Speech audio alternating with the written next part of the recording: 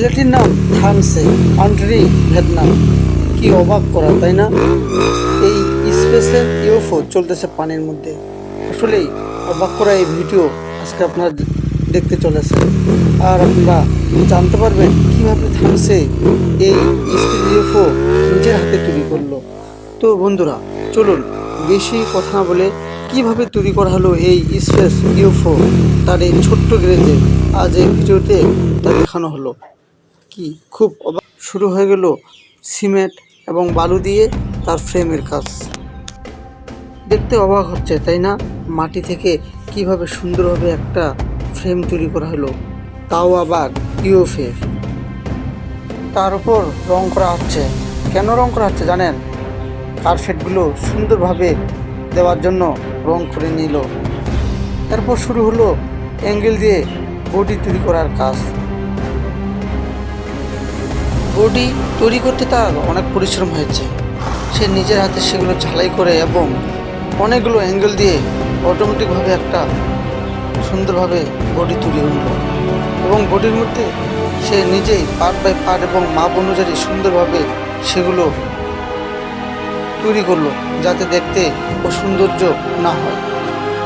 Compatible তৈরি করার জন্য সে অনেক ঘষা মাজা করলো এবং এই ঘষা মাজার পর সে নকশা তৈরি করলো, যাতে সেই ইউএফওটা আসলেই সেই স্পেস ইউএফওর মতো দেখতে হয়। সে অনেক পরিশ্রম করা শুরু করলো এবং সেগুলোর ডিজাইন সে নিজের হাতে তৈরি করা শুরু করলো। ইউএফওর উপরের পার্টটা অলরেডি তৈরি করা হয়ে গেল। এখন সে সেটা একটু ডিজাইন করে তার মূল কাজে চলে যাবে। নিচের পার্টটাও অলরেডি সে তৈরি করে ফেলেছে। এখন দেখা যাক সে আবার কি তৈরি করে এবং কত সুন্দরভাবে তার নিজের হাতের এই ইউএফও তৈরি করে।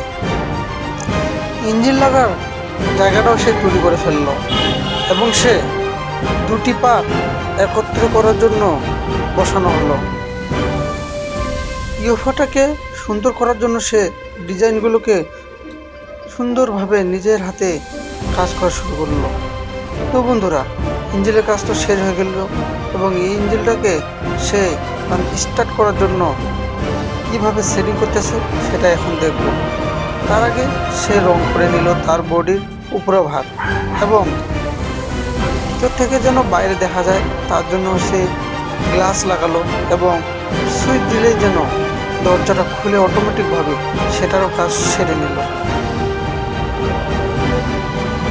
একটা ইঞ্জিন চালিত যন্ত্রের ভিতরে যা যা কিছু থাকে সেটাই সে এই থানসে সৃষ্টি করলো। আপনারা যদি আপনাদের এই লাইক আর সাবস্ক্রাইব করার কারণে ভিডিও বানার উৎসাহ বেড়ে যায়। তো বন্ধুরা, সবাই ভালো থাকবেন, সুস্থ থাকবেন।